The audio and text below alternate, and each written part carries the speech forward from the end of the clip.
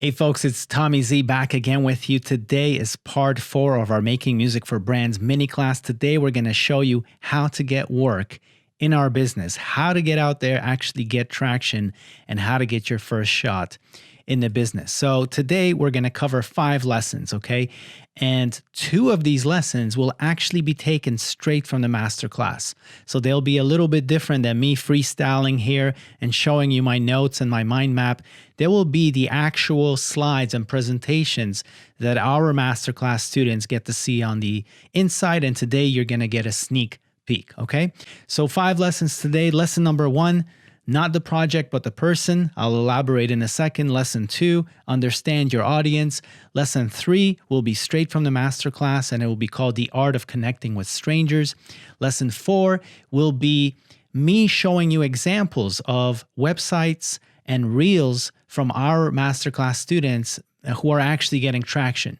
These are websites, these are reels that I enjoy as a music producer in the industry, and they'll give you a good inspiration, good example of what you need to do with your reel and your website. And lesson 5 will be another full-length lesson from the masterclass called The Strange Laws of This Industry, which will give you a really good feeling for the way things are on the inside of our business, okay? And at the end, we'll wrap up. I'll tell you about some of the things coming up, but let's just dive right into the lessons, folks, all right?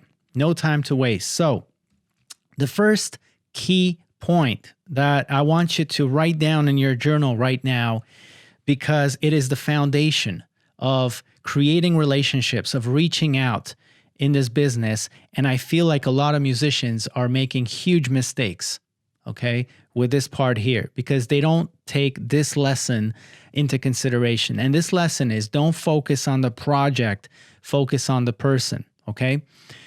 You have to step back and become aware of the fact that this is a creative industry. This industry is built on collaboration between creative individuals. No creative craftsperson in this business is going to give you a project just because you ask for it, okay? The project is going to result because of the nature of your relationship. If you have great chemistry with people, you're going to be able to build great relationships, and the projects are naturally going to come out of these relationships. If you instead give off the desperate vibe, the give me a project vibe, which people can smell from a mile away, the other side, the people on the inside of our industry, they're going to feel it. They're going to feel the desperation, they're going to feel the neediness, and they will probably avoid you. Okay, and that's the best way to sabotage yourself right at the outset of trying to break into this business. You have to remember that we are not in the business of selling real estate or vacuum cleaners. We are in the creative business. So why do I keep saying this? Because a vacuum cleaner can sell itself. It has certain features. It has certain technology that you might like over another vacuum cleaner. But basically, it's all about the specs. It's the same with real estate. You look at the square footage of a home, you look at the features of this house, the location, you look at the price, and then you decide for yourself. Well, in our business, how do people decide who they want to work with? It's not according to features, it's according to who you are as a craftsperson, okay? And this is why focusing on the person and making sure that you create a good chemistry, a good relationship with your potential client is a foundational thing. It's the best thing you can do. It's the only thing that you can do unless you want to sabotage yourself, okay? So the mistake I see a lot of musicians making is that they're really focused on themselves. I'm getting a lot of emails from musicians all over the world who are saying, help me place my song. Help me to break into the business. Me, me, me. It's all about them. The way to develop a relationship in this business is not to focus on you, but to focus on the person that you're communicating with, okay? And remember that a project, when you get one, it only happens once, okay? But the relationship can go on for decades. And imagine if you have a good relationship that's going on for decades and it's yielding projects, how much more is that worth than just a single project? Okay, so that's lesson 1, folks. Don't chase projects. Focus on the people. Okay. So now that we're focusing on the people, a lot of musicians make the mistake that they might have the intention to focus on me, but they haven't done their research. They don't understand who they are actually communicating with. Okay. And that is a way also to sabotage yourself, because then you're showing me you're a newbie.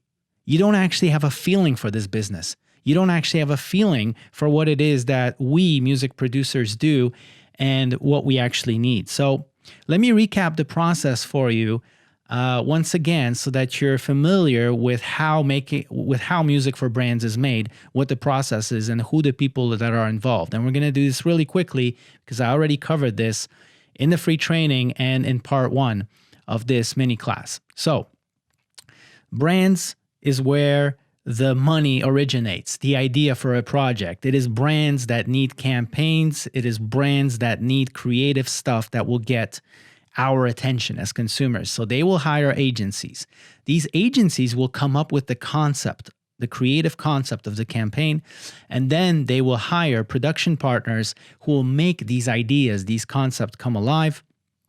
And among these production partners are film production companies, editing houses, animation, visual effects companies, and what we care about, or what you should care about as musicians, which is sound and music houses. And within these sound and music houses are music producers. There's sometimes they're called music directors, who are responsible for the sound and music of the campaign. And they are the ones who decide. They are the ones who handpick who they are going to work with. And usually who they are working with is the right freelance musician for the job. Depending on your style, on your genre, depending on the needs of the project, the music producer, director, somebody like me is going to look through their contact list and go, I'm going to get these 5 or 6 freelance composers to pitch me demos on this particular job. Okay? So that's the process. So then who are the key decision makers? And remember, what we're doing here is trying to understand our audience, the context within which they live and within which they work. And that will allow us to communicate better with them. Because how can you communicate with somebody if you don't understand their life, their work? I mean, then it's just like you talking to yourself, right? We want to avoid that. So who are the key decision makers?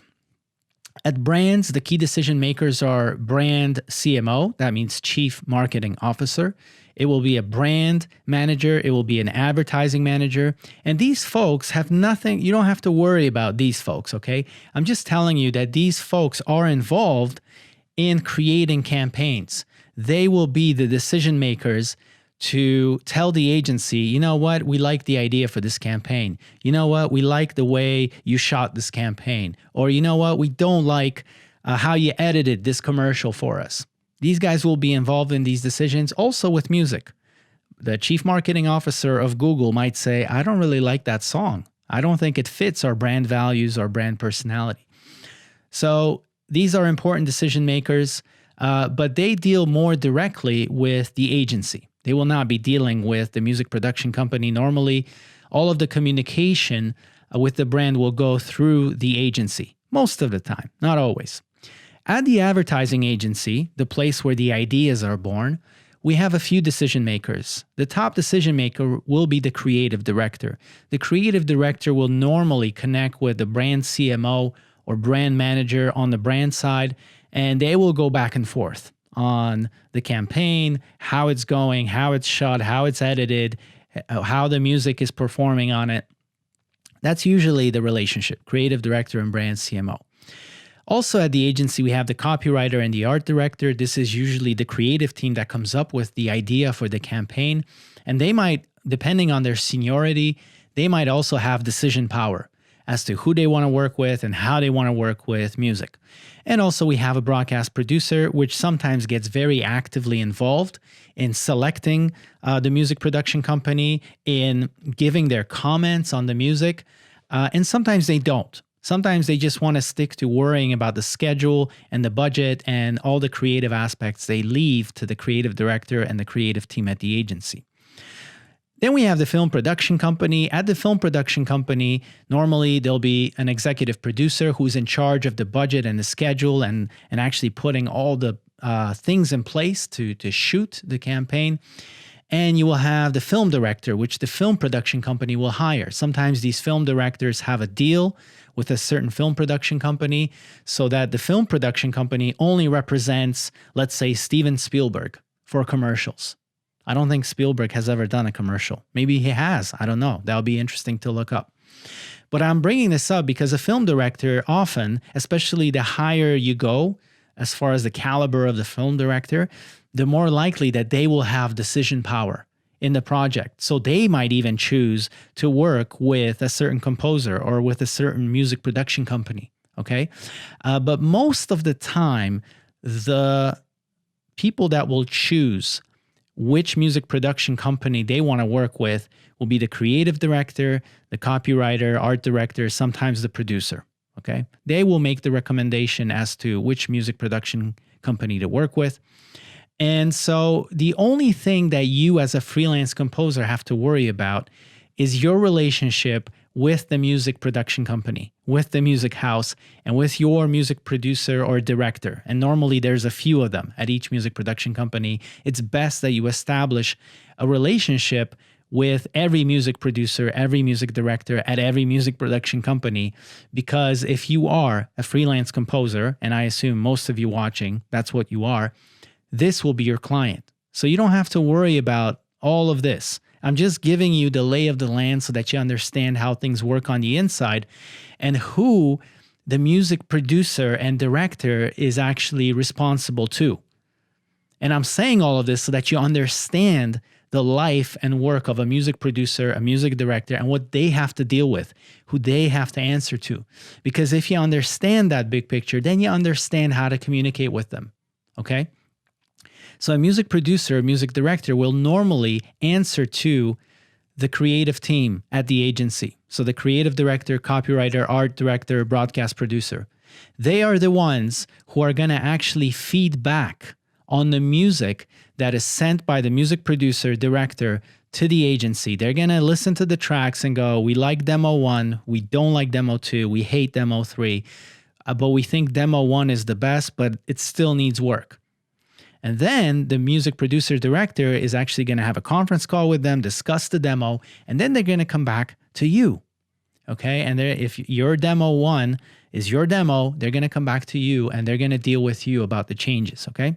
But that's essentially what the process and the people look like. So now that you have a good idea about this, let's try to understand the music producer and the director a little better. Who are they, right? What is their life? What is their work like? What do they want? What do they need? And this will serve as our input for the way that we communicate with them, okay? So who are they? As far as age range, you can't really pin it down. In this business, we have junior producers who are 25 years old, and we have owners of music production companies who also are still producing, they're still directing the music, who might be reaching 60. Most of the time, the age is somewhere between 30 and 50, okay? As far as their skills, every music producer I know, to a greater or lesser degree, has a pretty good taste and knowledge of the craft of songwriting, of music production, of composing. Okay, so they're into music. A lot of times these will be musicians themselves who have a band, who also have musical projects on the side. And this is just a way that they make their money, by producing music for ads. So keep in mind that you're never going to be talking to a music producer who is clueless about music or who doesn't have good music taste. These folks are sitting in their chairs for a reason, okay? So keep in mind, and we spoke about this with Lewis in the last lesson, that he was surprised at the proficiency, the musical proficiency, the ears, the level of detail and awareness musically that these music producers have that he didn't expect. But it's real, folks. So keep that in mind. These folks are highly knowledgeable about music and they usually have great music taste. A lot of these music producers, or all of them, I would say, 100% of them have to know how to lead a team of musicians to achieve a certain creative result on time and on budget. So it's like they're using their left hemisphere and their right hemisphere. They're very good at that. They're able to have one foot in the studio with the artists to talk creativity and magic and vibes with them, and they are able to have one foot in the client boardroom, in the agency boardroom, to discuss campaign objectives, to discuss demographics, to talk strategically about the creativity, right? So this is really the art of music production, those two hemispheres, okay? A lot of the music producers are also very creative people. So they're able to come up with interesting ideas musically or sound concepts that then they handpick freelance composers to develop, okay? So don't be surprised if you're actually inspired by the creativity of the music producer you're dealing with at a music production company. Some of the music producers that I know in the business come from an engineering background. They started in recording studios, recording artists. Then some of these recording studios actually turned into post-production sound studios. So they started working on commercials, on films, on television. And so a lot of these engineers basically graduated just from being an engineer to actually being a producer. But these folks really understand the science of sound, okay? And they might understand it better than you do. For instance, how to mix music, how to EQ certain things. So don't be surprised, okay, that their acumen around sound engineering is higher than yours. Music supervision is another skill that a lot of these music producers have. And this is because at the end of the day, they have to be able to match the right song with what the picture is doing, with what the campaign is doing. And at the basic level, it's like, it's not just about putting a right song with the visual, but it's putting something unorthodox, unconventional, unexpected, surprising to picture. So maybe you put something that is the opposite of what you expect, and yet it works in some weird, mysterious way. And a lot of music producers have this skill. They have honed this skill over years and years of trying to match music to picture. And so I find a lot of them are very good at that, which is like, you might be at the level where you're like, oh, I think this should have a guitar, tambourine, and a whistle because it's a happy-go-lucky track. And they go, no, I think actually it should be an 80s ballad because it will have a certain contrast that will bring out a certain humor and a certain smile and a certain quirkiness in the story. And you might be like, huh, really? And then you see it and then you realize it works and it's genius. And that's what a lot of these music producers are able to do. All right. So respect that skill. And finally, these folks have to be really good at not just the creative. And I mentioned this before, they have to use both hemispheres. So music producers they see the budget, they see the deadline. So you're just worried about the creative, you're just worried about writing the song, but a producer actually has to worry about the logistics of it all. Okay, if I ask for demos on this day, when will I have the demos? Will I have time to actually think about them, to revise them before I send them forward to the agency? How much money do I have overall? Can I actually afford to do 5 demos? What if one of the demos doesn't work out? Do I have money to actually pay for revisions? And then finally, do I have the budget to actually pay this composer for the final fee? All sorts of things that you don't have to worry about that the music producer actually has to worry about, okay? So you have to be aware of that and you have to appreciate that. And finally, let's take a look at their personality, okay? Now, obviously, every music producer is different. They're all human beings, and every human being has their own quirks, their own personality, their own story. And so you're never going to deal with the same kind of music producer twice. They're all different. Generally speaking, these folks are nice. They have a certain camaraderie between each other and between the freelance musicians that they collaborate with. They have a certain ability to connect with creative souls. And this is why they're good music producers, because they're able to relate to the artist and they're able to relate to the brand and to the agency, okay? Some of these folks, and these are guys and girls, mind you, most of this industry is really guys, okay? I don't know why that is, and that could be a topic for a longer discussion. But there are pockets in the business where women are leading the way. And Amber Music, it's a music production company in New York, and I think they're in a bunch of other locations, is an example of this. It's a company run by women. But basically, most of the time, you'll be dealing with a male music producer, okay? And sometimes it will be a female. But as far as their personality, some of these guys or girls are about shooting the shit. So I'm more on that side, okay? So when I have a project and I'm reaching out to freelance composers, I'm more likely to actually establish a vibe first, talk about the things that are interesting, talk about our latest developments, talk about things that are going on in the world.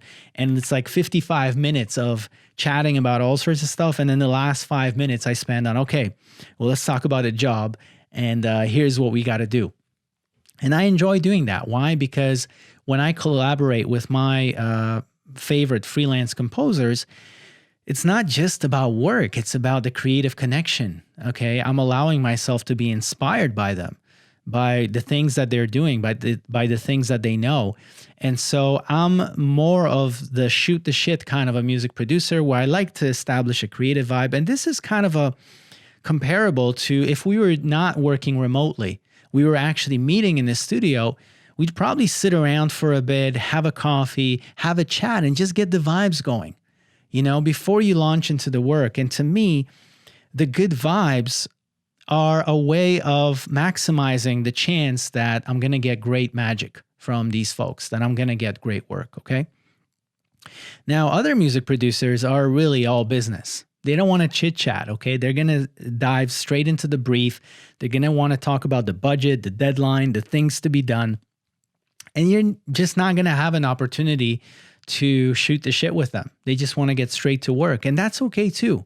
But you have to understand that every music producer has different personalities, and you have to dance with that. You have to dance with that, okay? Don't force somebody who's all business to shoot the shit with them. Okay, that's going to put them off, because they're going to be like, you know what? I'm not going to call this freelance composer again, because I like people who are on point. I don't have time to waste. I'm an efficient machine. I just want to get things done. And so I'd rather work with people who don't start to distract me with all sorts of conversations. If you try to be all business with vibey people like me, then I'm going to get turned off by that, because I'll be like, you want to talk budgets and deadlines right away? It's like, well, that's not really my favorite part of the conversation. So, if you do that time and time again, I'll be like, I'm just not feeling the vibe when I work with this freelance musician. Does that make sense? Okay. So at the end of the day, music producers are in their chairs for a reason, okay? These folks are creative, they are effective, they're reliable, they're quick, they're pragmatic, and so they're professionals for a reason, okay? And so that sort of paints the picture for you about who they are. Now, what does their work environment look like? Basically, we live in a very fast-paced industry, okay? So most of the time, we're driven by a deadline, and all of our mental RAM is focused on just getting the project finished and on time and on budget. There's a lot of creative pressure, so things can get nervous because, again, we're not selling vacuum cleaners with very specific functions or features. We're not selling real estate where we know where the location is. We know what the house looks like. We know what the amenities are. Here, there's a lot of unknowns because, when we get briefed for a project, it's like, create for me this anthemic feeling of adventure and thrill and a rousing feeling that inspires us to look toward the clouds and feel great as human beings. It's like, okay, I kind of get how to express that through music, but until we actually make it and show it to you, it's a bunch of question marks. Like the music is just a very difficult thing to talk about and to agree on verbally. And so that's why there's a lot of this nervousness and creative pressure around, will the brief actually get translated into a piece of music that the client actually likes?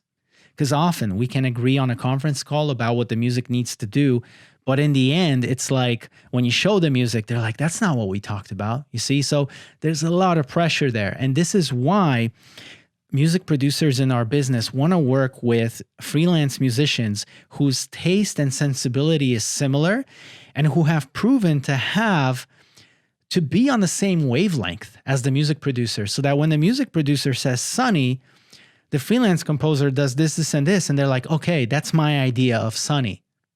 Or when they say deep or introspective, then they work with freelance composers who are able to interpret it in a way that suits the music producer, okay?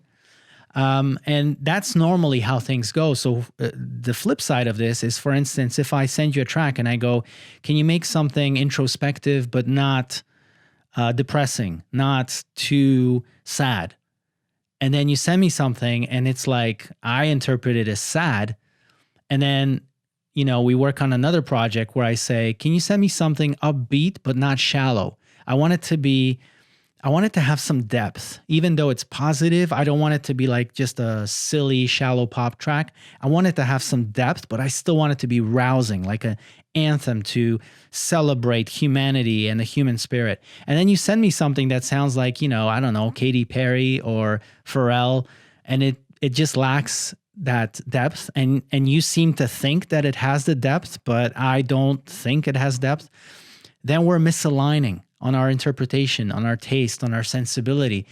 And it's very likely that I will choose to work with the kind of freelance composers who are seeing and hearing music the same way as I am, or in a similar way, okay? And that's because I don't want to have the broken telephone. I don't want to have the broken interpretation, because I need to be confident about the things that I'm sending to my client, okay? We deal with a lot of stress. Sometimes we have a day, sometimes we have 2 days to come up with a really ambitious piece of music. And so, the fact is, a lot of music producers, and not just music producers at music production companies, but even creatives at agencies, they are stressed out because everything is happening so quick. So you have to appreciate this, okay? And when they get an email from a musician asking them for stuff, or seeming needy, or saying, this is what I want you to do for me, it's like, it's easy to ignore and delete that email and never reply to somebody like that again. So don't sabotage yourself by being insensitive to the quite strenuous working conditions that we have to experience, okay? We're busy and we're consumed. Our mental RAM is consumed with the projects that we're doing. And so be very humble when you approach folks, and be very brief, okay? We're going to talk about this. We're going to talk about how to style your email, how to design your communication so that it has the best chance of getting replies. But I wanted to lay this down for you so that you have a really good understanding of who you're actually communicating with, and that you're sensitive to who these people are and what their work looks like. Now let's get to what we as music producers want, okay? Because this will serve as a key for you to design your communication around my wants and my needs, and not your wants and your needs. So every music producer, including me, is looking for an edge. We are always looking for remarkable musicians to add to our network. I mean, why would I say no to somebody who's able to make my work look better? And so we are always on the lookout for edge. The trouble is, many of the emails we get just don't have that edge. Many of the reels or the websites that we see just don't have that edge. It's just another musician playing guitar over a drum beat with a reasonable melody. Well, we already have thousands of musicians like this. We already have stock music. What we're looking for is revolutionary work, something that's not easy to create. That's what gets my attention, okay? When I receive a piece of music that I have to ask myself, how did they make that? Because that's interesting. I wouldn't be able to get this in a library, in a stock music site. I wouldn't be able to do this myself. So how did they do it? And I want to have those kind of folks around me. I want to have people that are not just revolutionary. I want to have reliable people, okay? So I get a lot of musicians contacting me, and the first email is always like full of spirit because they want something from me. They want a project. But I never hear these guys again, from these guys or girls again, which shows to me that because they're not actually following up, they're not really committed to their craft. And it would probably not be off to say that they're probably not reliable like professional craftspeople are. I couldn't actually rely on them because they're just kind of in it, whenever things are feeling good, whenever they're spontaneous, they send emails, but they're not actually committed to the process of being a craftsperson. And we've already covered what this means, what being reliable means. It means that you deliver on time, you deliver on budget, you deliver on point, you deliver on brief. There are no spelling mistakes in your email. The links are working, the files are working, everything is working. And I want to make this point because it's not enough to be revolutionary. So what if you're revolutionary, but you're not reliable? We cannot afford that. I mean, as much as I love revolutionary music and genius composers, I just cannot put myself at risk by engaging somebody who might miss a deadline, you see? So that's very important to signal that in everything that you do, especially in the early stages of communication, to signal the fact that you're reliable. What I want is somebody inspiring. What I want is somebody interesting. I'm a vibey person. I like to have conversations, deep conversations with my collaborators because they inspire me. They teach me something new. They make me appreciate my work in this business because very often the work is so difficult and we go through a lot of pain that these conversations with my freelance composers, when I'm going through difficulty with them, it just makes it easier when I'm dealing with people who inspire me and who are interesting and who I like vibing with. Okay, and it offsets the difficulties that we will experience in the business. And I'm looking for remarkable professional craftspeople who are on point and to the point in the initial communication, especially, because that's how you want to come across in the beginning. Later on, when you get to know the music producer, you might learn that, yeah, they're vibey, they want to shoot the shit. And that's where they actually let you in and you start having longer conversations. But in the beginning, you don't want to assume that, for instance, a music producer wants to have a long conversation. They're all about the vibes. And so you write long emails to them. That's a great way to sabotage yourself, okay? In the beginning, you want to get across that you have the edge, that you're doing revolutionary work, that you're also reliable, that you are interesting in some way, you are inspiring in some way, but you're not writing me life stories or long essays. You're on point, to the point. And because I get that perception from you, I want to continue the conversation, okay? And that should be your goal overall. It's not to tell your life story right away and try to get a project. It's like knocking on the door. Knock in a way where the door will be answered. Then move to the next step, which is to introduce yourself. Then introduce yourself in a way that's compelling enough for me to open the door and let you in. Then is the next step of having a longer conversation. But do you see how every step has its own context and its own requirements? And you have to be aware of that, okay? Okay, so now that we understand our audience, I'm going to invite you to watch now a lesson from the masterclass about contacting strangers, okay? And this is a lesson that's going to be a bit different from this freestyle that I'm doing here because I'm basically just kind of speaking without a script, without slides.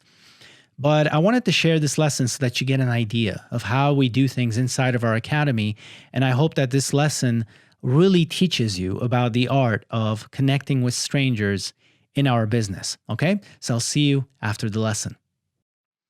Hey folks, so now we get to the heart of our outreach, which is what I call the art of connecting. And specifically what we're going to talk about in this lesson is the art of writing really effective, compelling emails. Emails that people are very likely to open, to click on, and to reply to. Okay, I think this is a very valuable lesson. So I really want you to pay attention to this one. Make some notes and make this a part of your toolkit, all right? Why do we go with email and not social media, for instance? Look, once you establish a connection with somebody and you become friends, feel free to interact with them in whatever way that they like. So sometimes once I have a relationship with somebody, we'll actually message each other on Facebook, which is fine. But here we're talking about initial contact, okay?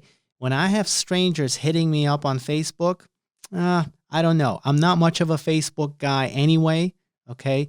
But I basically like to be contacted by email. I like to do all of my professional communication through email. I don't always check social media, and I'm not sure if peers in the business, okay, actually check their social media accounts. I'm not sure. Some of them do, some of them don't, right? So it's not always reliable to contact people through social media. And I would say that for your first contact, I wouldn't consider it professional. I find that professional communications are consolidated in email. Like everybody uses email. Your work is done inside of your email inbox and not inside of your Facebook Messenger, right? So this is why we're going to go with email for our first contact. Now, before we start cooking, we have a recipe. You notice a pattern here? Before we do anything, we always try to establish our canvas, our success criteria, our recipe, our destination. What are we trying to achieve and how are we going to achieve it? So the first thing I want to bring up is the recipe for reaching out, which is AIDA or AIDA. And what this stands for is attention, interest, desire, and action. And these things happen in this order. I cannot get someone interested in my email unless I first get their attention, okay? I cannot get somebody to want something unless they are first interested in it, unless I've already grabbed their attention, right? And obviously, I cannot get somebody to act on anything, on what I want them to do, unless they want to do so, unless they are interested in doing so, unless I've managed to get their attention, right? So these things are in sequential order, and that's the order we have to consider when we're crafting any kind of communication to people that don't know us, the people for whom we are low priority.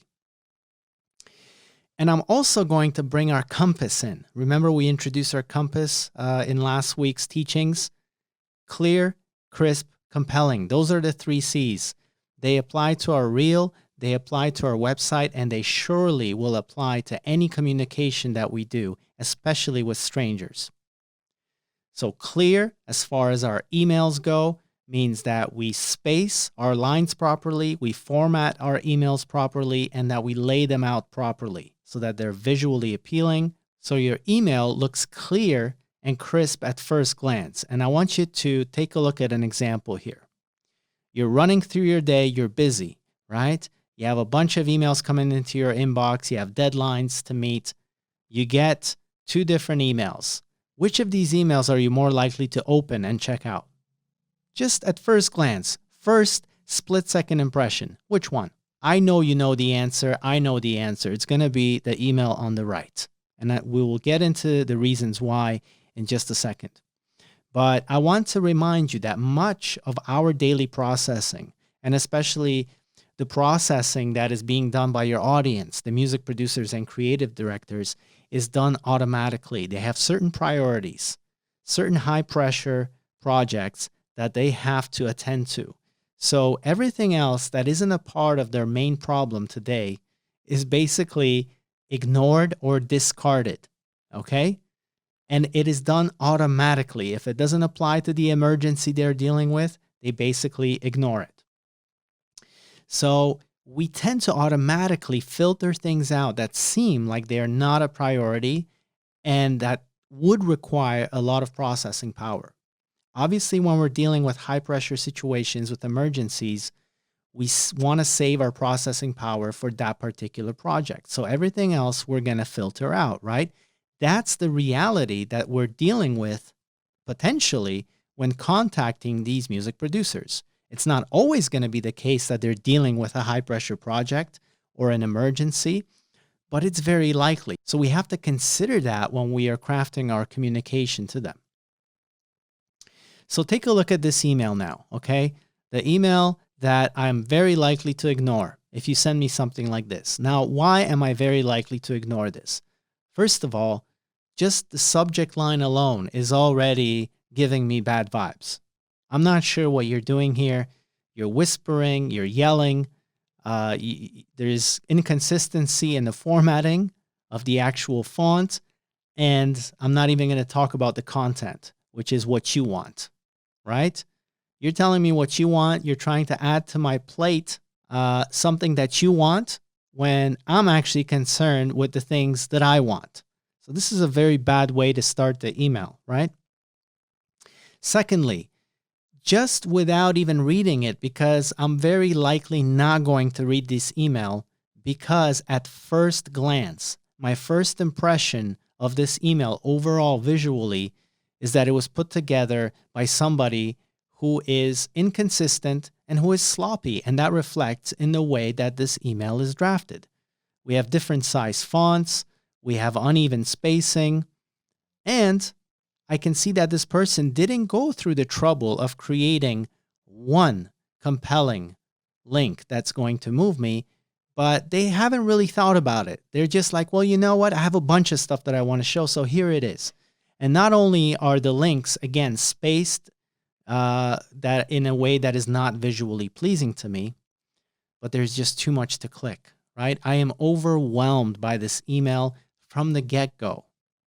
So I'm not even going to bother to read it. And the entire email, there's just too much talking going on, right? There's too much being said. There's just too much text.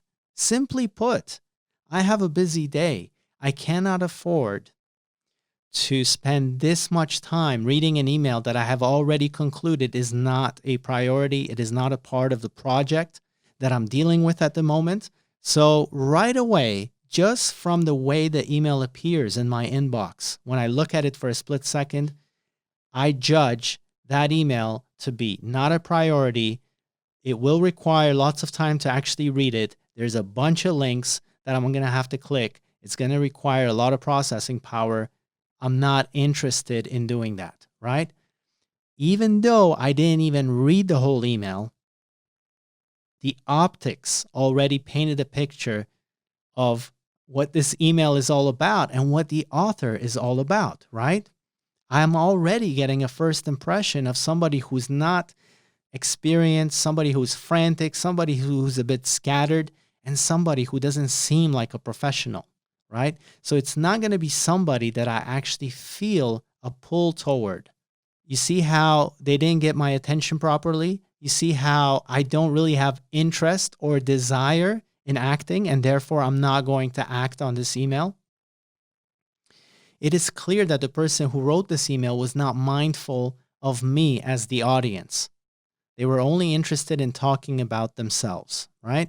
And you see how paradoxically, when you want to focus on yourself and all the things that you want to say, how that actually works against you, how that actually achieves the opposite effect of the audience not being interested because you want to say so much, because you want to give them so many links and so much to read. And the best metaphor for this is the way this email looks is the same as the person at the party who talks your ear off and who's all over the place, right? They just keep talking and babbling about different subjects, and you're standing there basically hoping to get away from this conversation and talk to somebody who's going to be more mindful of you, right? As somebody who's a part of this conversation. So now let's take a look at the other email, the email that I am likely, even when I'm busy, I am likely to open, because right away from the get-go, the way it looks visually, I can see that it's not going to take much processing time. I am attracted by the way the email looks visually, so it pulls me toward it. And let's just break down the other things that are going on here that would make this the email that I'm more likely to open and act on than the previous one. The first thing is the subject line. The subject line is already grabbing my attention, right? The first letter, A, attention, right? I'm smiling. Why am I smiling? Because this person is using my own words in the subject line. So when you do your research on somebody, you might find that they have a saying, that they have a quote, that they refer to a certain story, or that they have a certain philosophy that they always talk about in a few words. There is nothing better to get somebody's attention than to use their own words, okay? And this is why this email immediately grabs my attention. It not only uses my words, it's short, it's intriguing, but there's also a graphic element. They actually put a little icon of a cupcake. All of this is grabbing my attention immediately. The next thing it does, instead of launching into an essay about yourself, is it gives me a reference point. It gives me a reference point of where this person is coming from. It makes them more familiar now in my eyes, right? It brings them into my world some way. It builds that bridge, right? I heard you on the Recording Revolution interview. Okay, great. And then again, little sprucing up of the email visually with this little emoticon or this thunder, which makes me feel like, okay, this was a positive experience, checking me out on the Recording Revolution interview. So now that I have the reference for this person and how they got to know me and how they're entering my world, they take the next step, which is they start building a connection and resonance. So here we go. It really resonated with my own story because just like you, I am someone who left the corporate world behind to become a full-time craftsman. Like you, I believe in the power of music to move human beings, and that's my life mission. So notice what's going on here. We went from, okay, how did I find out about you? So a little reference to how are we on the same page? How do we share the same frequency? What are the common elements between us, right? And the best way to do that is through a compliment. It's a great way to build a connection. Compliment. Compliment somebody, but don't compliment them in a general way or in a vague way or in an abstract way. Be very specific with your compliments. And you notice here what's happening, and I actually get emails like this. I wrote this email myself as an example, but I actually get a lot of emails like this where people heard of my story somewhere and they basically go, hey, I feel like, you're speaking my language because I have a very similar story. And this really resonates with me because guess what? I like hearing from people who have experienced the same things as me, who share the same DNA.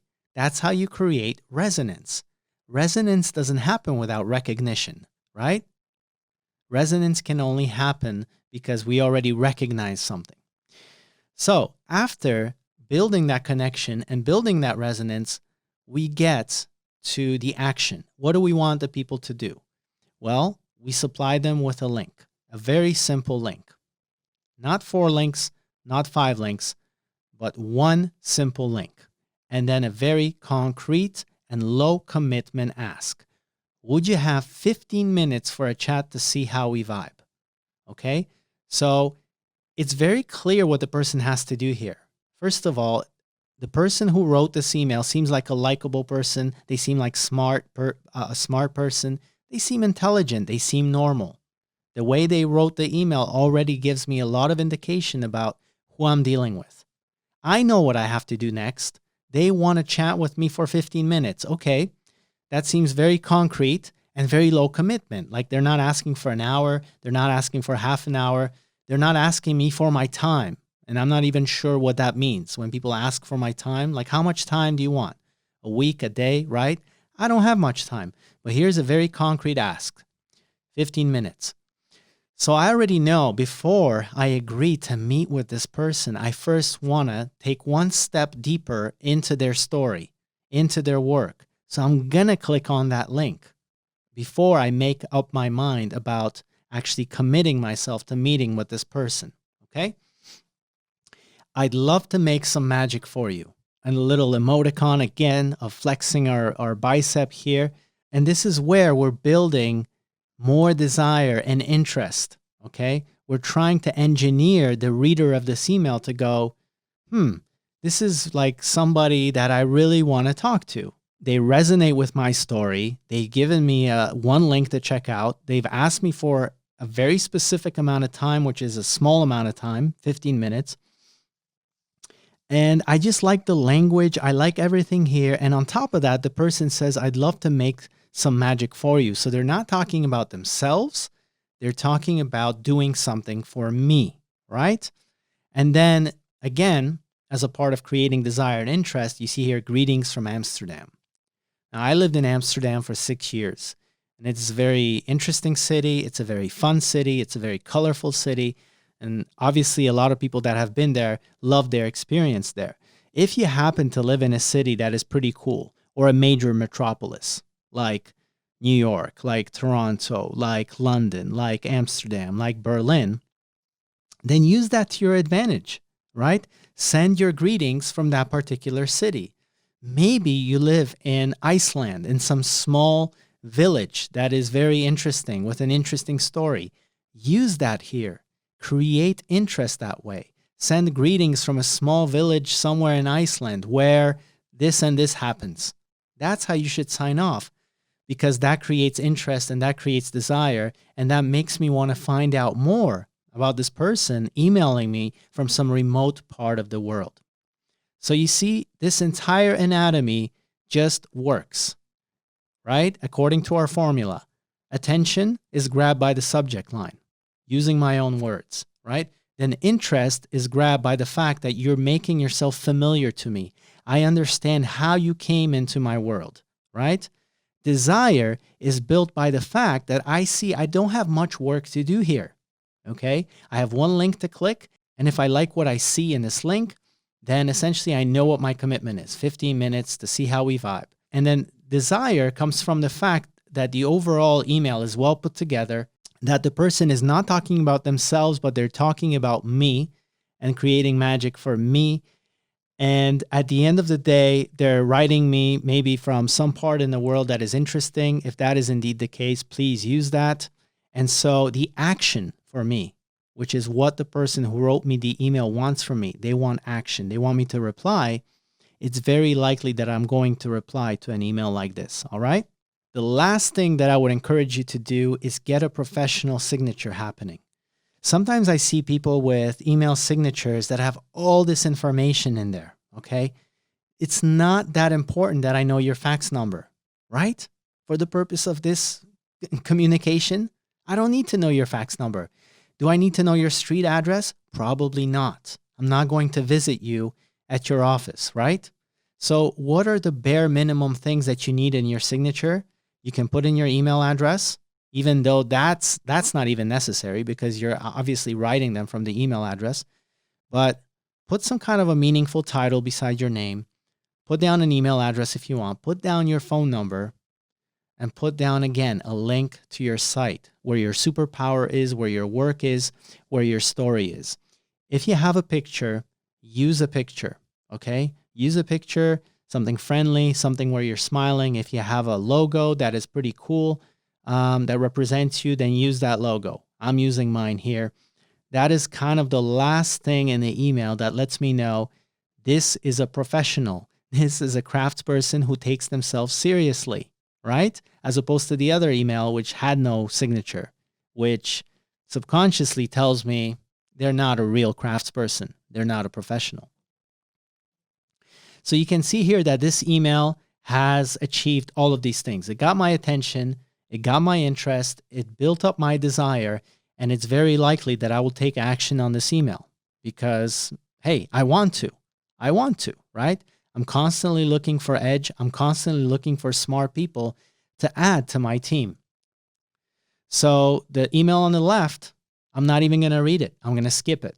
Whereas the email on the right, I'm going to not only read it, I'm going to review it carefully because my eyes and my brain have already determined there's not much to process here. The writer, the author of this email made it easy for me, okay? And I'm going to react to this email. Zooming out now from the specifics to sort of the general anatomy, right? First part of the email, the top header is all about attention and reference. So I want you to get my attention, and then I want you to explain to me how you're entering my world, why you're entering my world, where are you coming from? Make it familiar. Then I want you to build connection, and I want you to compliment me in a specific way, okay? I need to resonate with what you're saying at this part of the email, okay? Then I want you to create a bridge and tell me a little bit about yourself. The best way to do that is one simple link to a simple site that shows me your superpower very quickly and tells me your story very quickly. Then I want you to give me a clear, concrete call to action that is low commitment for me, okay? And then I want you to sign off with a smile and with a minimal signature that gives me vital info about how I can check you out more or where I can contact you, all right? Notice how everything works in a sequence. So every step of this process or of this email leads seamlessly to the next step, right? So the first thing we want them to do is read the email. This is why we make the subject attractive. This is why we make the formatting and the visual appearance of the email attractive so that they actually read it. The next thing we make simple for them is the one link so that they actually go to our site, so that they review it, they check out our sound and our story. The last thing we want them to do in this sequence is to actually reply. Once they take a look at the site quickly, we want them to hit reply, and we want them to schedule this 15-minute or this short chat with us. So this is all a sequence, and this is all engineered in order to work step by step. When writing your emails, okay, I want you to remember the following things. You are a human being. So is your recipient, all right? Technology and sitting in front of our laptops or computers has this way of depersonalizing us, turning us into robots, and it affects the way we communicate with other beings. Don't be a robot, okay? See your future friends in front of you. Smile. Write your email as if you're reaching out in real time, shaking their hand, chatting live, okay? Human to human. Find out what your future friends hold dear, how they speak, what they speak about, and bridge your world with theirs. Don't write like a robot, okay? This is not going to build interest or desire. It's not going to make me want to respond to a robot. I like talking to human beings. Also, I don't want you to cower. I don't want you to kiss ass. I don't want you to blow smoke, okay? I want you to respect yourself and your future friend. We're not here to sell vacuum cleaners. We're selling vibes. We're sharing our sound, style, sensibility, and smarts. So I want you to write as if you would speak spontaneously, but still with a certain step-by-step structure that leads your recipient toward an action that you want them to take.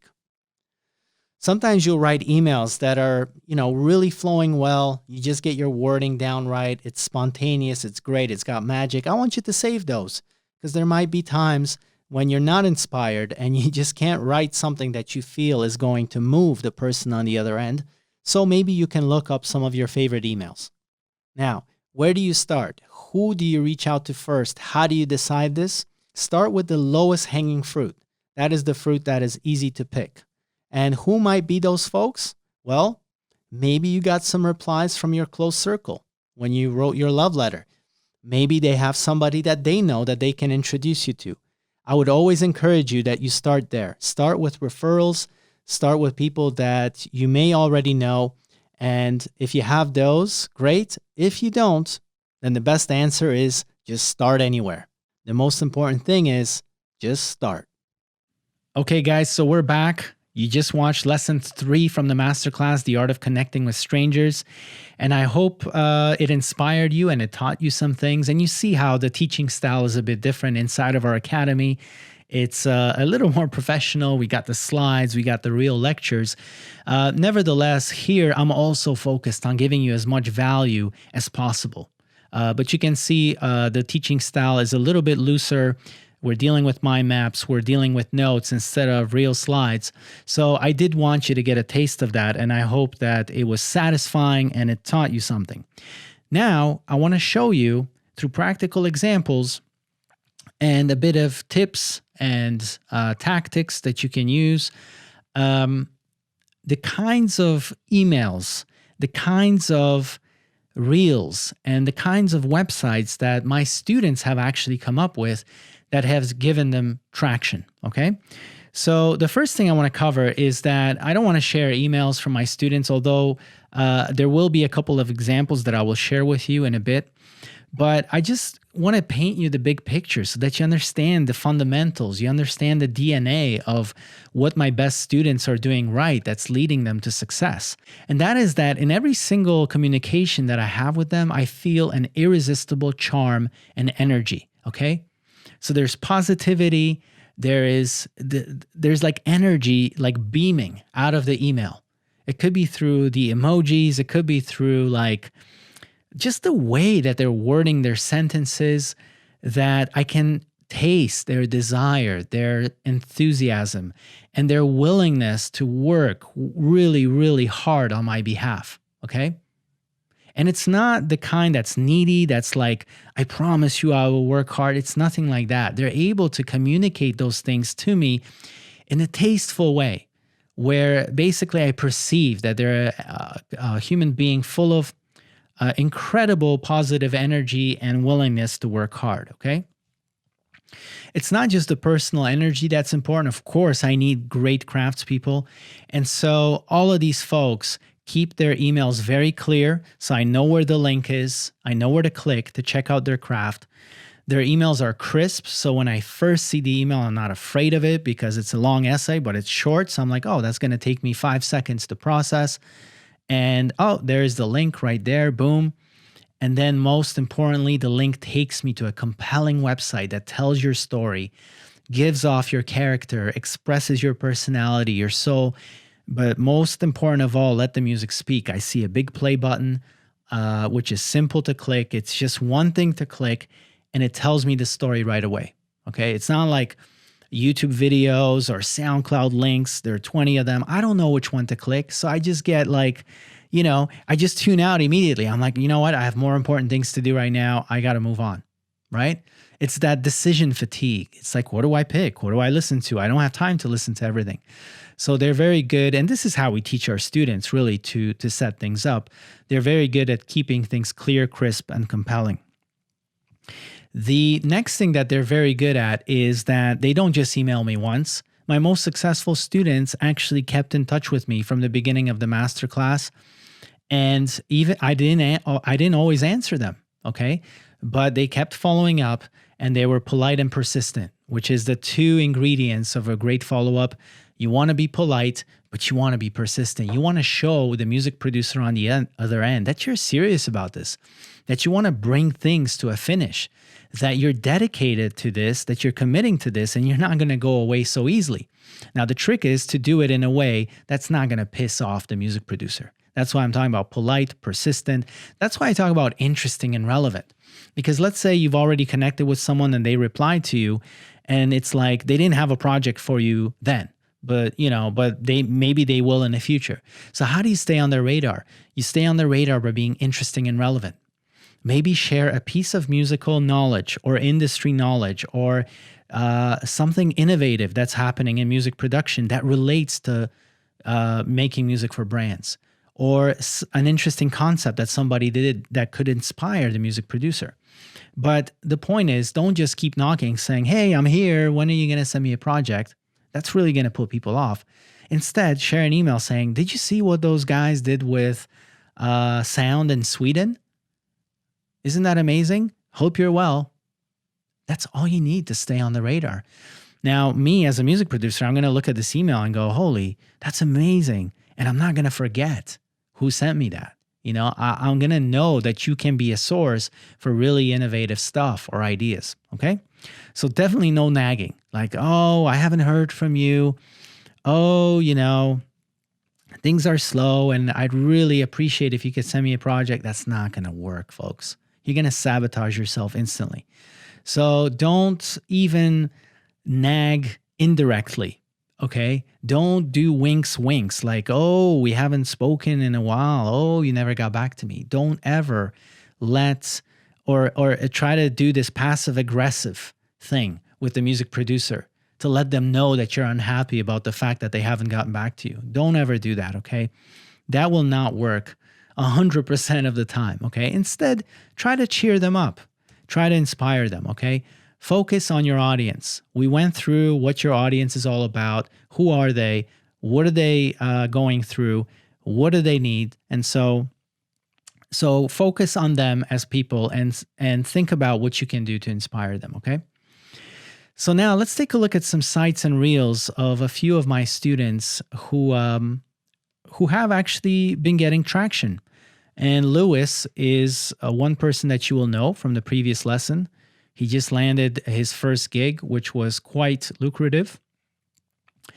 And I want to show you his reel. Now, his reel, visually speaking, it's nothing fancy, okay? But functionally, it's very simple. Okay, so I get a feeling that this is a creative person. I get a feeling of his personality because I'm seeing his eyes. It's an interesting picture. Right away, I know what he's all about. Okay, and again, I tend to polish my stuff when I'm designing my website. I want it to look really, really slick. Notice how Lewis, it's like there's nothing extraordinary happening here. It's very simple. Lewis Knudsen, songwriter, composer. Okay, and then he puts his latest project here, so I know what to click. There's only 3 things to click here, so that doesn't overwhelm me. And then he has a 2-minute audio reel, a delightful 2-minute audio reel, okay? Which, as I teach my students, if you sing, put your personality front and center first, because not every musician sings. And for us, that is rare and in demand when we can get a vocal from you. Then we know we only have to call this person and they will actually send me a piece of music with a vocal on it. Notice how the reel starts with really interesting kinds of music that could immediately be correlated to a commercial. It's a modern sound. It's an interesting sound. It's an edgy sound. Remember we talked about edge? And then you're listening to this music and you're reading his bio, which is, again, short.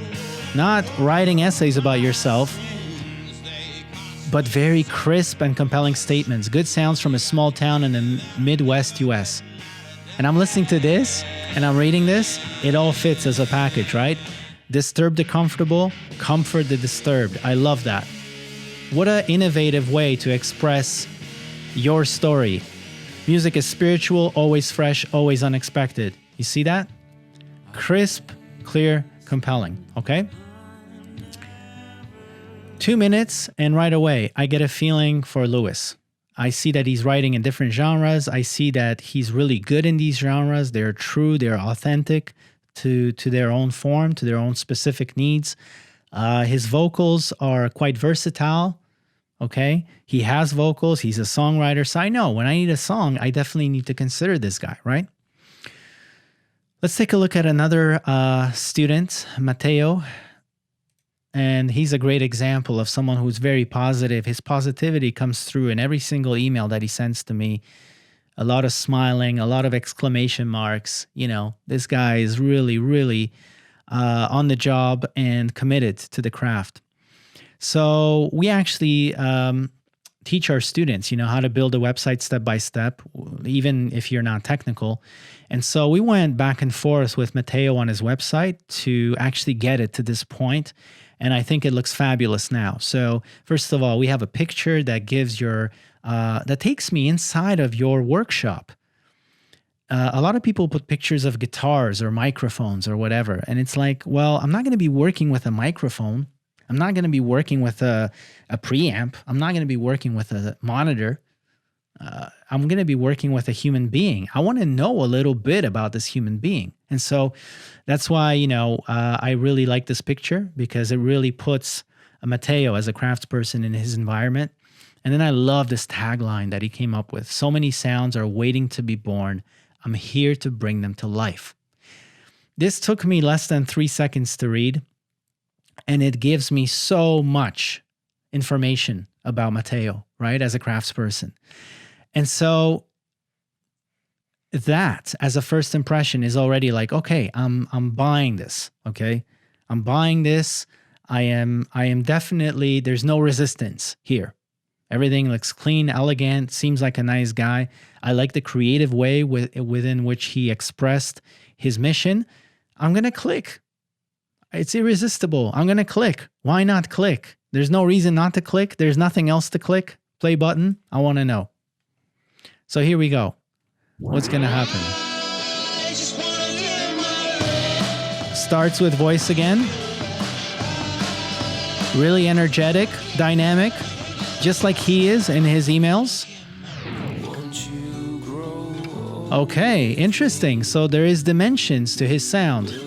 Not just upbeat, positive, but he can actually write a song that hits me in the feels.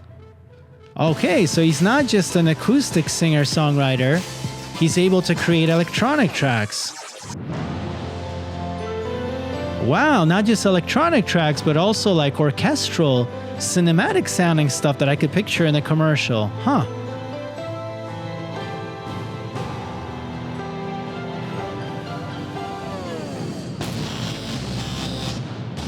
And not just cinematic, orchestral stuff, but really intense and edgy electronic stuff that gives me goosebumps and has incredible energy. Do you see how in less than 90 seconds, Matteo has been able to express the essence of his superpower and make a great first impression? Right? This is what it's all about. And then once you create the first impression, I mean, at this point, it's like if I'm interested, then I'm going to read your longer bio. If I'm interested, I'm going to listen to more stuff. But the mistake that most musicians make is that you want to tell me your entire story and share 15 links and just unleash everything on me during the first contact. It's the wrong strategy. It's the wrong context. You can unleash everything on me when we've already had 3 conversations and I've shown you the openness and willingness to go further with you. But before that happens, you need to be clear, crisp, and compelling with your emails and your communication. Let's take a look at another one of our masterclass students whose communication, whose emails, whose enthusiasm, whose way of expressing himself I really enjoyed. Sam Nobrega. And again, you see, very simple. Interesting picture. He's on the rooftop. Really interesting conceptually. Okay. I see his face. I see he's a real human being. So it's not just pictures of gear. Okay. That brings me into his world. My name is Sam Nobrega and I hear music in everything that surrounds me. A simple, crisp, clear, and compelling statement of who he is as a craftsperson. We press play. Right away, I'm like, okay, this has soul. This has a bit of grit. He knows how to play real instruments. Good. Okay, so he's not just like an acoustic guy. He's making electronic music that actually sounds quite authentic. Interesting. And you see how these are short pieces. Not just electronic music. Oh, interesting. Orchestral. And really good sounding orchestral too. He's got the right VSTs, the right sounds. And you see how brief these things are? You think, I need to share a 7-minute track so that you really get an idea of me. Music producers in our business have really quick instincts. We have a lot of experience. It takes us 2 seconds to hear if something has potential or not. Okay? And this is why what you want to do in that first 90 seconds is to establish very quickly what you're all about. Okay? Short examples. We don't need much more than this. I'm already interested. I'm going to see, he's actually scored a movie. He's doing TV work already. He's done a documentary. Okay. He's a funny guy. He's a charming guy. Yeah, I'm going to reply to his next email. Even if I'm busy right now and I don't have time to chat with him, I'm probably going to reply to him if he follows up with me, okay? And then we have one more example here. Luca Poloni, another one of our students. And you can see that the formula is very similar every single time, okay? And there's nothing wrong with that. Why? Because at the end of the day, it's this short sentence that's going to lead me to click the play button and the music will do all of the talking. So what if the general formula is similar? okay? It's the music that's going to do the talking for you, okay? Again, here, personality. We see the eyes. It's a real person. There's not even an instrument in sight. So that's very interesting to me. And I'm reading this and I'm like, okay, I am Luca Poloni. Give me a word and I will show you how it sounds. That's intriguing to me as a music producer. So I'm already like, okay, tough guy, let me hear what you got. First 5 seconds grab my attention. That's what your reel has to do. It's interesting. It's high energy. It has a commercial sensibility. Irresistible energy. Totally could picture this in a commercial. I don't know about you guys. So I'm like, okay, so I guess he's okay. So I was like, maybe he's a guitar guy, but it seems like he's able to do a hybrid. It's like guitar driven, but it's got very interesting electronic music production elements. It's painting a picture. I'm like, okay. The edit of the reel is put together in a way that flows seamlessly from one track to the next. And I'm very impressed because I'm like, okay, I thought he was a guitar-driven guy, but here's some very sophisticated electronic music that creates a certain emotion that I could certainly see in a commercial. Yeah, so you see the idea here. Very short reel of your best superpowers, most importantly, that are relevant in the world of advertising, okay? So now that you have a site and reel, what is the goal of your contact? Okay, let's order this. Let's put everything in proper perspective. What you want to do naturally is to shake somebody's hand. You want to get some face time with these folks. A lot of people ask me for projects immediately, for collaboration. And it's like, well, isn't that like proposing marriage to someone you just met? Like, how could I commit my energy, my time, and money to you when I don't even know you? Like, we need to have some face time. We need to turn strangers into kindred spirits first, right? This is why I always keep saying, I want you to write this down in your journal. Focus on the person first, not the project. Focus on the person, offer to serve them, okay? You never know. On your first email, on your first call, you might actually get a project. This has happened to me, and it has happened to some of our students, and it happens in our business. That you make a first impression, it's great, and I'm actually working on something, and I hear that something in your sound, and I'm gonna go, hey, do you have something like this? So be ready to offer your archives or to create something new from scratch, okay? But really, don't put pressure on yourself to get a project on your first meeting. Your goal is to have them want to reply to you in the future. That's all it is. It's like your first contact the only goal is like, they should want to reply to me in the future because I'm going to be nice, I'm going to be positive, I'm going to be inspiring, and they should have no reason to ignore my emails in the future, okay? So like a lot of people avoid sales in this business because they put so much pressure on themselves to get a project. Well, let me make it easier for you guys, okay? Your first objective when you're reaching out to people is to make a new friend. That's all it is to make someone smile. It's to make them want to talk to you. That's all it is, okay? And I want to actually talk about this. This is very important. I want to show you some emails from some of the folks whose websites you just saw, okay? And these are guys who went out there, who basically started reaching out to people. And there were times when they just weren't getting traction, okay? And you could feel that they were getting down about it because, you know, these guys are talented. You could hear in their music that they're talented, but it's like, why isn't anyone getting back to me? You know, and then you start to feel, well, maybe I'm not as talented as I thought. And then your brain starts sabotaging you saying, you know what, maybe this is just not working. Maybe this is not for me. I need to try a new thing. I need to try a new masterclass. I need to try a new course. I need to sign up for a new thing. No, it's just about persistence. When you have a mentor by your side, and, you know, I'm basically at the side of my students, step by step, we're doing everything in steps. We're building the reel. We're building the website. We're doing outreach. Everything is being done just like a cool, capable captain would do it. Okay, we don't panic, we don't get too emotional, we just do the small steps every day.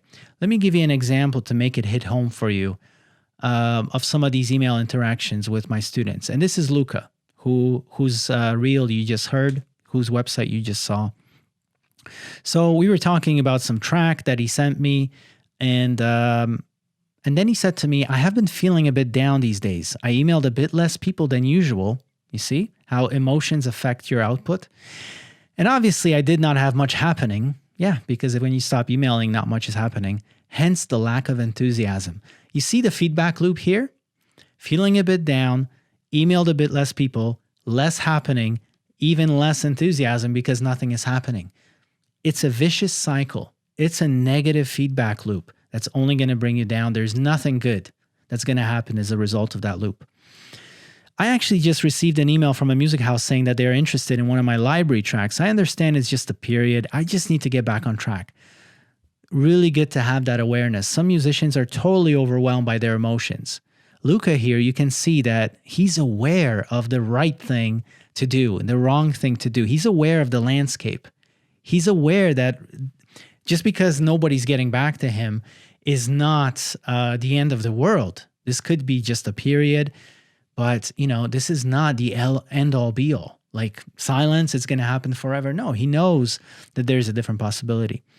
And then he talks about even reaching out to a student from our masterclass who emailed him, and he's helping him, which shows you something about his spirit.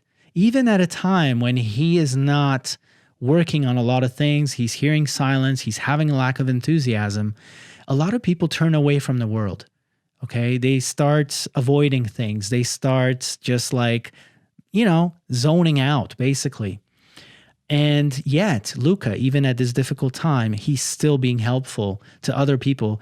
He has no reason to actually help other students in my masterclass, but he did it. Okay, he did it, and that shows you what kind of a person he is. And I'll tell you something right now. The best composers in our business are generous that way. People who have a mindset of being closed, of there's too much competition, why should I reveal my secrets? Then people are going to take my business. Those people don't have any business, okay? There's simply, their business is like writing Facebook comments and being wise in the comment section. But ask yourself, why am I able to bring in top composers in our industry into the masterclass? Why am I able to bring in people like Naren and he's sharing openly the way he's getting work, what his sessions look like? Is there not a common thread running through all of this, a pattern that you're starting to observe, which is that the best people in this business are actually generous, okay? They're open, they're willing to help. They're serious about their own business, about their own craft, but when they have the time to do it, they will help. The only reason why they might not help is because they're busy with something, okay? And you can't multiply yourself 1,000 ways when you're working on a heavy deadline. So that was Luca's email to me, and my response to Luca was, hey man, I feel down sometimes too. I do. I'm not immune from that, but don't let feelings dictate your output. This will kill you in the end. I've seen it with myself and with other people in this business. Just give yourself a routine and stick to it. Tell your feelings to calm down, okay? It doesn't matter how you feel about stuff. What matters is what you do, because that's what has consequences, okay? It's your output that's going to determine what happens, basically. If you don't do anything, nothing's going to happen. It's totally normal to feel down. That's important to acknowledge because it is going to happen to you. When you're emailing people, nothing is happening. It's totally normal to have those feelings come up. But do not let those feelings dictate your next action. Remember, you belong in the business, and I'm saying this specifically to Luca because I heard his work, I saw his website, I saw his dedication to the craft. You just have to run the marathon daily. That's all he has to do is show up. Later this week, I'm launching a success story with one of our guys, and that was Lewis, by the way. Great inspiration, great talent. He did the work. Nothing happened for Lewis. He almost gave up, but he kept pushing. And then something big came through for him, and you saw that in our success study. So keep your head up, keep moving forward, and don't worry about nothing. So that's my kind of a pep talk, right, to Luca. And here's Luca's response. Hey, Tommy, thanks for your reply. I followed your advice. I bought myself a big calendar, stuck it on the wall of my studio with a schedule. I'm back on track. I contacted more companies and I'm getting more and more replies. Guys, this is like gravity, okay? This is a law. The more reasonable, sensible outreach you do, the more replies you're going to get, okay? It's a numbers game. I actually did 2 more jobs in the last 2 days. Hopefully, I'll go final. I mean, he's doing jobs. That's all you can expect to do is get a shot at the demo. Are you going to go final? Who knows? But at least you're getting the opportunities. And even if you don't go final, as long as you keep submitting great work, the relationship with you and the music producer is deepening. Now they are understanding, okay, I can trust this guy with this. I can trust this guy with that. I think when I am down, I should just turn my negative energy into positive work and keep going. I couldn't say it better. And the reason why I'm pulling up this email is because it's going to resonate with a lot of you. We are musicians, so emotions are strong in us, okay? And they have a tendency, or they have not a tendency, but there's a threat. There is a possibility that they can sabotage us, right? So the trick that you have to learn is when you're feeling negative, just like Lucas said, to be able to transform these emotions into output. Allow the negative energy to serve as almost like fuel, like when you're pissed off and you don't want to stand something anymore, and you use that pissed off energy to just do something. Now, I don't want you to write pissed off emails or do things with a negative energy, but I'm saying let the negative energy motivate you to do positive things, okay? Just be like a cool captain who's standing on the deck and he's basically finding out information from his sailors. So let's say the sailors are like your feelings, okay? So this one sailor is like, oh, Captain, it's raining today, it's windy. I mean, we really don't feel like cleaning the deck. So you listen to that sailor and you go, okay. Then you listen to another sailor and this other sailor goes, yeah, but Captain, we don't know how long it's going to rain for. We don't know how long it's going to be windy for. And if we don't clean the deck today, we're going to have way worse of a cleaning job tomorrow because the dirt's going to pile up. You listen to that sailor, and these are like your thoughts and feelings speaking to you. But then you, as a conscious, capable, cool captain, choose which sailor are you going to listen to? Which sailor are you going to listen to? The emotional, distraught sailor or the sailor who's making sense? It's your choice, right? And so I just wanted to show you that email. I want to show you another example of an email because I see this happening over and over and over again. And this is why I'm sharing it with you. Okay? Because this is happening and it's going to happen to you. Okay? So just remember that I showed you these emails when this situation comes up for you. So here's Matteo.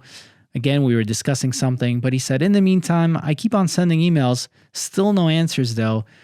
Just keep on focusing on the ultramarathon. And you see the emojicon. Like, yeah, I'm sending out emails and no one's getting back to me.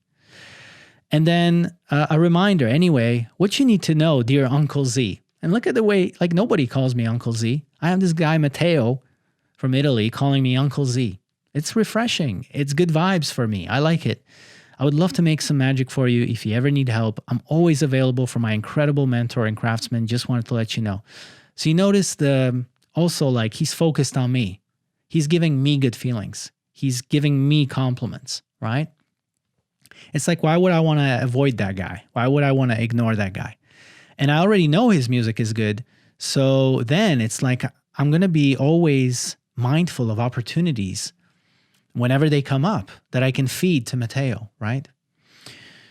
Always available for a short chat too. So this is also trying to get me to have FaceTime with him, which we're going to have inevitably because he's a great guy and I really like his energy, right? So then here's another email from Matteo, and notice how the tone now changes. I have another big reply that I wanted to share with you because I'm on cloud 9. And then he mentions a couple of different music production companies, which I'm not going to mention here because I don't actually want everyone who's watching this video to start contacting these folks. So you're going to have to do your own research about the music production companies that you're going to reach out to. But basically, it's like 4 really big music production companies that all got back to Matteo. And notice the difference now in his energy and his email. I can't believe my eyes. They say it's up for upcoming projects. So they actually replied saying, yeah, we'll keep you in mind. This is just unbelievable for me because this is one of those music houses that is making really, really huge works. And I would never believe that they could even answer me. This journey is crazy. You see the difference in the energy? I'm pointing this out because in the previous email, there was a sad face, right? But he didn't give up. He kept going. And now in this email, it's like an incredible happy face. He can't believe it, right? But I also don't want people to let that dictate their feelings. It should almost be like, even when the good news happens, you should be like, good news or bad news, I'm going to keep emailing people. I'm not going to let my emotions dictate. I'm going to let my reason and my rituals dictate my success as a musician, okay? So he's getting some traction. And then the third email from Matteo is, hey, Uncle Z, tomorrow evening, I'm having my first video chat with a music house. I have a call with, I'm not going to mention the names, in Los Angeles. They love my work and they're having a lot of projects coming up. So tomorrow we'll have a chat. I'm on cloud 9 because when I've seen their work, I realized that was probably really hard to get in touch with them, but I didn't give up and it always pays off. I'm so happy. Big hugs, Uncle Z. You see the positive energy here? Again, routines are the antidote to the roller coaster, folks. And this, through this example of emails, I wanted to show you. You just got to keep moving. As long as your communication, your reel, your website, your emails, your follow-ups are sensible and you're focused on your audience, things are going to happen for you, okay? And finally, lesson 5 today. I know this is a lot to process, guys, so you might have to watch this video in stages. But I don't want you to skip, okay? I don't want you to get lost in distraction. I don't want you to go away from this video and then forget about it. Make a note to finish this video. I know it's a long video, but you know, this is like a lecture in university, in college, at a school. It is up to you. You know, it's not up to me to stimulate you, to keep things interesting so that you keep watching. I'm not doing this for entertainment. I'm doing this to give you value, to give you inspiration, to give you education, to give you practical lessons. So I have to put it on you that it's your responsibility to finish this stuff. Yeah, I know it's long, but you know, I'm trying not to be boring. I'm trying to give you practical examples. So I really hope that you'll stick around and actually bring things to a finish, because the thing that separates amateurs from professionals is professionals actually commit to the long haul. They commit to finishing things and they actually follow through, okay? So the final lesson today will be a lesson from a masterclass once again, and it will be a lesson that will illuminate for you what things are like on the inside, okay? What we're actually dealing with on the inside as far as the strange laws of the industry, and that's exactly what the next lesson is about, and it'll give you a really good feeling and information about the way that the industry works so that you're not surprised when you actually start connecting with the business and then going, really? It works that way? You'll be like, no, I already knew this because I watched Tommy Z's lesson on it. Okay, so I'll see you after the lesson. Ciao.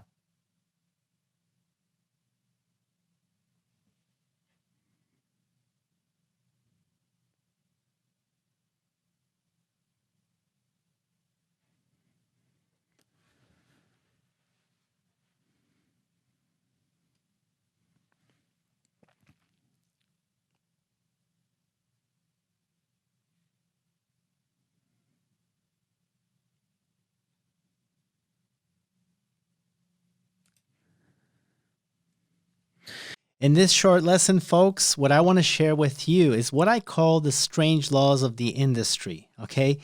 Our industry is indeed weird in some ways. It's not like what happens in maybe your 9-to-5 environment where things are a little more predictable, things are a little more sane. There are certain unique characteristics, let me put it this way, which I would call strange laws of this land that I want to share with you just to give you a little heads up so that you know what you're getting into. Okay? The first thing that I want to mention is something I call the law of timing. And so everything happens in our business at a speed that maybe you are not used to.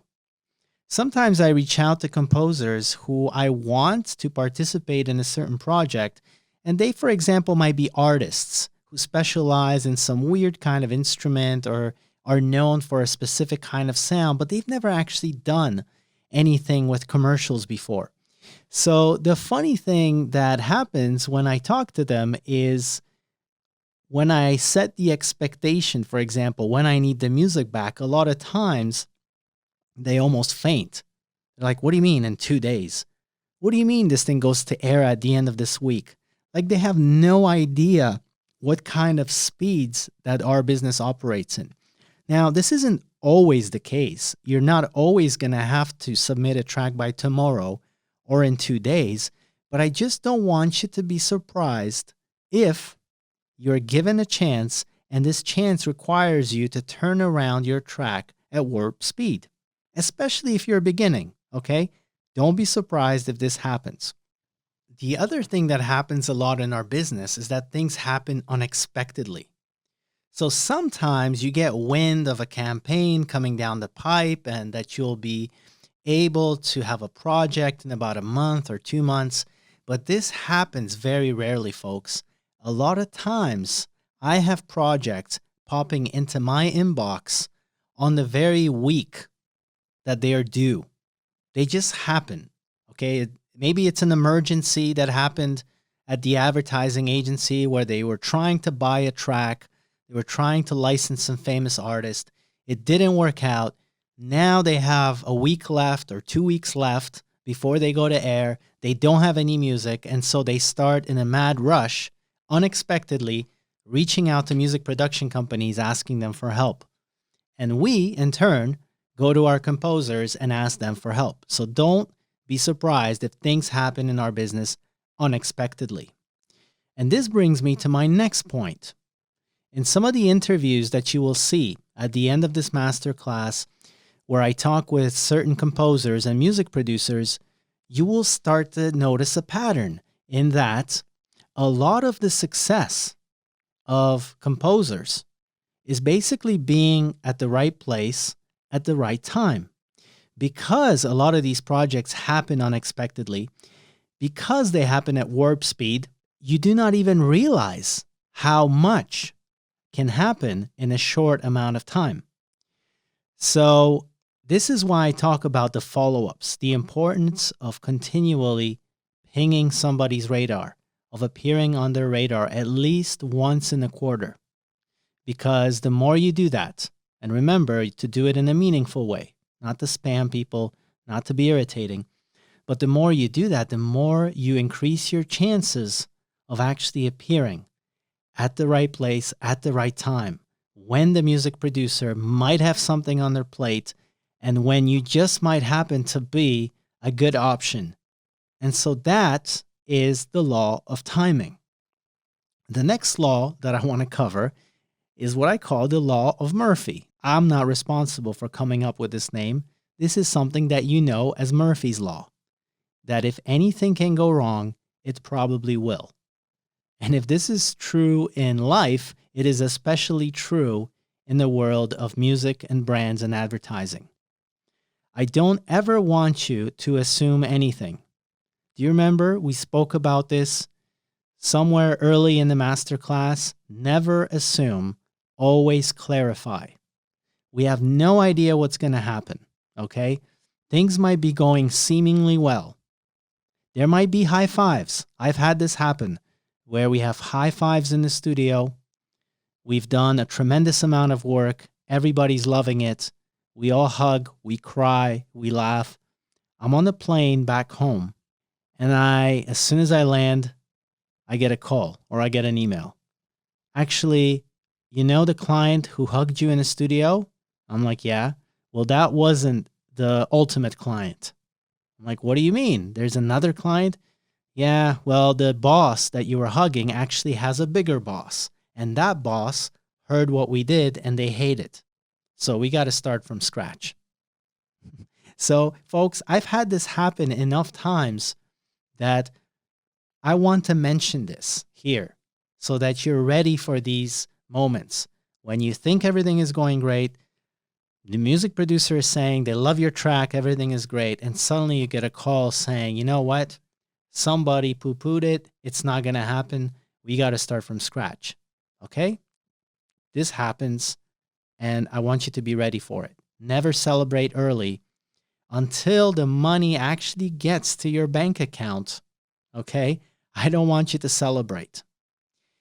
The last point that I want to make about Murphy's Law as it relates to music and brands is that you need to be extremely organized. Why? Because when you submit your original demo, even if things are going great, even if they picked it, even if everybody loves it, there's probably going to be revisions and more revisions and more revisions. And maybe you even have to rewrite and create an alternative track. So you do that. At every step of this process, you have to stay extremely organized, save your sessions properly so that when trouble happens, okay, you don't add to the trouble. You don't add to the panic and the big mess by saying, oh, you know what? I'm not sure if I have that version. Or, you know what? I'm not sure if I saved what we did 2 weeks ago. Or I'm not even sure what we did 2 weeks ago. Always save as, always keep each of the versions, each of the revisions as separate sessions, okay? Because when the mess happens, you're not going to add to it because you're a professional craftsperson. You'll be well organized. You'll be like a cool captain, a cool cucumber. You'll be able to handle the situation without a surprised look on your face. The next law I call the law of WTF. You know what that stands for. I don't have to tell you. In your career, you will encounter really strange requests. Ad agencies will come up with ideas that are so outlandish when it comes to sound and music, and so strange that you're going to scratch your head and go, how will I ever turn this around and make this sound good? This is a terrible idea. Now, the ad agency doesn't know it's a terrible idea because they're not musicians. They're coming to the music production houses going, oh, we have this idea to create sounds from winemaking factory, let's say, for instance, okay? And these winemaking sounds will create an orchestra. And you're sitting there going, what does winemaking sound like? Isn't it like people stomping and squishing grapes? How is that ever going to turn into an epic orchestra? I'm speaking from actual fact and experience. This is a request that I had. And so don't be surprised when you receive a call from your music producer that asks you to do something like this, and you both roll your eyes because you know it's never going to sound the way that the advertising agency imagines it will sound, okay? The next thing I want you to think about or consider in the law of WTF, what the F, is the fact that you might make precious, beautiful, soul-stirring music, and a request might come back to change it in a way which you consider absolutely absurd, almost like an insult. Like, you wrote a beautiful song and now they want a guitar solo over it or something cheesy. I have no idea. It doesn't matter. The point is, I want you to roll with it, okay? Everything in your body will be saying to you, what the F? But you certainly don't want to say what the F to your client. You might be able to say this to your music producer because he might be like, what the F, man? I know, this is absurd, but we got to do it. But you certainly don't want to complain about it too much. You want to, as much as possible, roll with it. Why? Because the music producer who received this request, so somebody like me, I'm already rolling my eyes. I'm going, oh man, are you serious? I really have to ask one of my composers to do this to the track? It doesn't make any sense, right? So I need to figure out how to roll with this and how to create a revision that will actually make sense to the track and satisfy the client. And I certainly prefer it when my composers roll with it. In other words, they roll their eyes for a second. They go, "Are you serious? Man, what the F?" And then I say, I know. And then we get on with the task.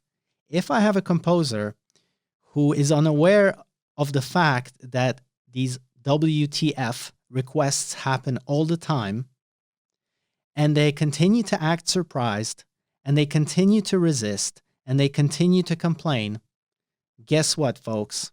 I'm probably not going to want to go through fire with this particular composer again. But if I have some cool soldiers with me, somebody who's able to roll their eyes, say what the F very quickly, and then get on with the task, then that makes my job easier, and there's a good chance I'll want to cooperate and collaborate with this composer again. All right? The next law is a law that is pretty much universal in the world of music, brands, and advertising, especially in the advertising world. Folks, there is no loyalty. There is no loyalty between the brand and the agency, okay? The brand may think that this agency, ABC, is the best thing that ever happened. And guess what? 3 months later, they're looking for another agency. And now agency DEF is the best thing ever in the world. And tomorrow, agency XYZ suddenly is their new agency. So right from the beginning, from the level of the brand, there is no loyalty from brands to their ad agencies. There's no loyalty from their ad agencies to their production partners. And there's no real loyalty between production partners and whatever freelancers supply them. And so basically, what I want to make you aware of is that, sure, you have bigger chances of being on the roster and of continually getting work if you've achieved success. And if you keep solving problems in a magical way, then of course it's reasonable that people will keep reaching out to you. But don't be surprised if there are times when your past and even present success doesn't guarantee you future success.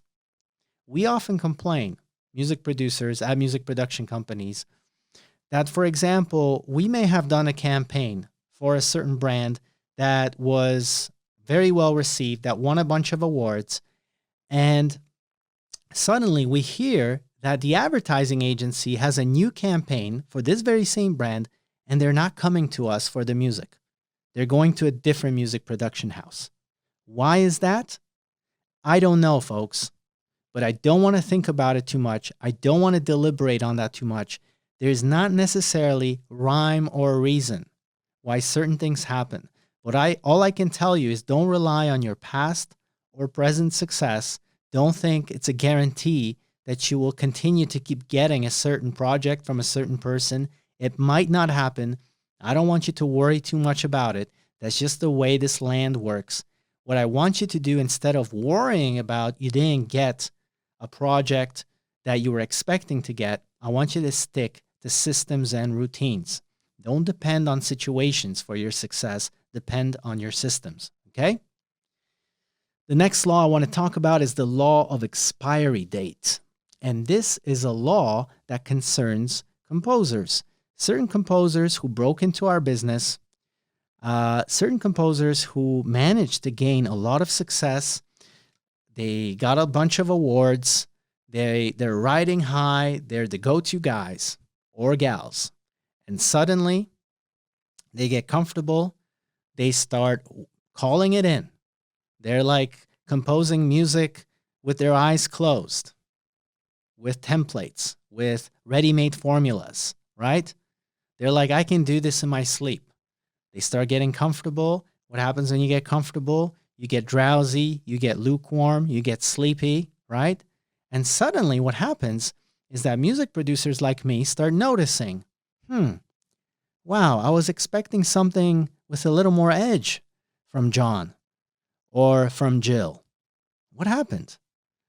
The first time you forgive because nobody can have 1,000 batting average. So obviously we're not always going to hit it out of the park.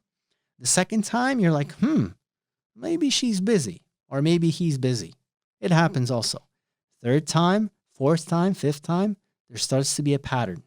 And the pattern is that seasoned composers who've gained some success, they get comfortable, they get lukewarm, and they stop really keeping their edge. They stop staying sharp. And what happens? The music producers feel that, and they start calling them less and less because there's always new talent to try out. There's plenty of musicians who create magic. So these once successful musicians start fading from the radar. And then they start wondering, why am I fading from the why aren't you calling me? I haven't heard from you guys in a while. Well, the reason why we're not calling you is because on the last X amount of jobs that we've done, we simply did not receive the magic that we expected. And because I need to deliver the magic continually to my clients, I need to make sure that everyone who's on my roster is staying sharp, is keeping their edge, is staying fresh. So I think this metaphor of expiry date and staying fresh is a good one. And I've seen this happen time and time again in the industry where folks got comfortable and then they slowly faded from the radars of music producers. I don't want you to make that mistake. I want you to stay fresh. I want you to stay hungry. And I want you to treat every project as if it's your first project. All right? And then everything will be fine. So that's it for the strange laws of the industry. And I'll see you in the next and the final lesson in this masterclass. Okay, folks, I hope you enjoy lesson 5, which was the strange laws of this industry. And they are strange laws, but you need to know about them so that you're not surprised. We're going to wrap this up now, folks. I want to remind you that the next session, we're going to bring everything together. So I'm going to do a short summary of everything that I taught you in these 5 parts of this mini class, starting from the problems and possibilities to the skills and the tools and the traits to the preparation and the traction. So we're going to do this on Tuesday, November 24th, and that's going to happen at 2 p.m. Eastern Standard Time if you're in North America, or 8 p.m. Amsterdam time, Central European time. Hopefully that's a good time. This will be your chance to join the live call, to ask me anything you want on this call, and I want you to watch your email inbox for details because I'll be sending the link to that chat very soon before Tuesday, November 24th, but mark this date down in your calendar. The other thing that people are emailing me about is like, are you going to have Black Friday special? And the answer is yes. I'm going to reveal the details next week, maybe during our live call. All you need to know is that the masterclass will be at the lowest price it will ever be. And we are raising the price of the masterclass to more than double in December. And this is because when I speak to my industry peers who are running online courses and masterclasses, they have told me that because our masterclass includes personal feedback, where I'm actually mentoring people individually, the price of the masterclass is way too low. It's way too low according to industry standards. And because we're having more and more people in the masterclass, I will no longer be able to afford to give people personal mentorship at the price that the masterclass is at now, because we have over 400 students now. So it's getting, a bit too much trying to run the masterclass in the music production company. So the Black Friday week will be the final chance to get into the masterclass at the lowest price it will ever be. Okay, folks. So the next time I see you will be part 5. Actual connection, actual live call, bringing it all together, me answering all of your questions. So I'm really, really excited about it. Look for details in your email inbox, and I'll see you all guys then, okay? Ciao.